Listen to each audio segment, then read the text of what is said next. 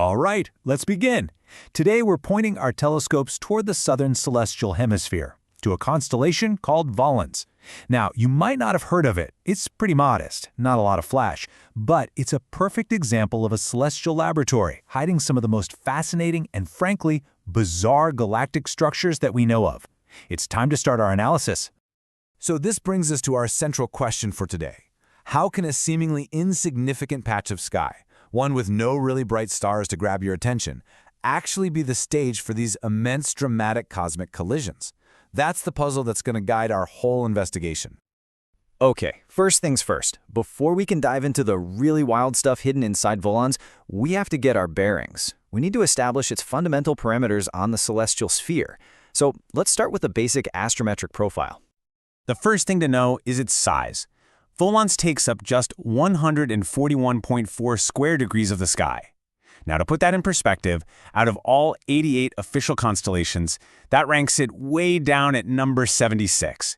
So by any measure, we are talking about a very small piece of celestial real estate.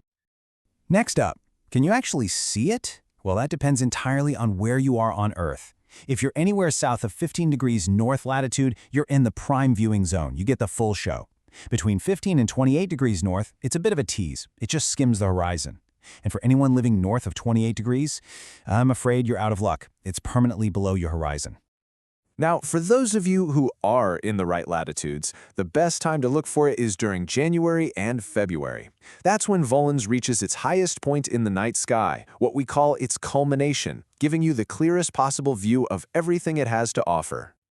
All right, we know where to find it and when. So now let's do the fun part. Let's zoom in. We're going to move past its simple location and start analyzing its physical contents, the stars and the deep sky objects that are actually populating this region of space. You know, one of the interesting things about Volans is that it lacks any really bright solitary stars. But what it does have are these remarkable binary systems. Take Gamma Volans. It's a beautiful visual double. Even a small telescope can split it, and you'll see this brilliant orange giant right next to a yellowish-white companion star. Then you've got Zeta Volans, another binary system, but this one pairs an orange giant with a white dwarf, the incredibly dense corpse of a sun-like star. And the complexity just keeps going. Epsilon Volans isn't just a pair of stars. It's a multiple star system. Its components are all locked together in a much more intricate gravitational ballet. These systems are fantastic natural laboratories for us to study and test our theories of stellar dynamics and gravity. So these star systems are, cosmically speaking, pretty close neighbors. But what happens if we shift our focus? What if we peer past them into the deep, dark void of intergalactic space? What kind of structures are hiding out there? And this is where we find one of the absolute gems of Volans, NGC 2442, better known as the Meat Hook Galaxy. That distorted, lopsided shape isn't some accident. It's a scar. It's the aftermath of a close gravitational encounter with another galaxy. That pass-by was so powerful, it tidally stripped one of the spiral arms, stretching it out into this incredible hook shape. What you're seeing is a visual record, a frozen moment of cosmic violence that helps us model the forces that shape how galaxies evolve. And if you think that's spectacular, take a look at the Lindsay-Shapley Ring. This is a rare collisional ring galaxy, and the physics behind it are just profound. Imagine a smaller galaxy acting like a cosmic bullet, shooting directly through the center of a larger disk galaxy. That impact created a powerful density wave, a shock wave, that expanded outwards, just like ripples from a stone dropped in a pond. This wave compressed all the interstellar gas in its path, triggering a massive, simultaneous burst of star formation. And that's what we see today, a brilliant, expanding ring of young, massive, hot blue stars. It's not just beautiful, it's a perfect laboratory for studying how stars form in the most extreme conditions. Okay, so we've seen the incredible astrophysics at play here. Let's shift gears now, from physics to history, and find out how this little patch of sky was first mapped and brought into our shared human knowledge. See, Volans is a new constellation. The ancient Greeks and Romans never saw it. Its story begins in the Age of Exploration. Between 1595 and 1597, the Dutch navigators Kepler and de Houtman were the first to record its stars during a voyage. Then, in 1598, the cartographer Petrus Plancius put it on a celestial globe, calling it Flying Fish. That's Dutch for flying fish. It was finally cemented in the official canon in 1603, when Johann Bayer included it in his legendary atlas Uranometria, giving it the Latin name Piscis Volans. But there's a funny little historical side note here. The great astronomer Johannes Kepler, well, he was apparently not impressed with the whole marine theme.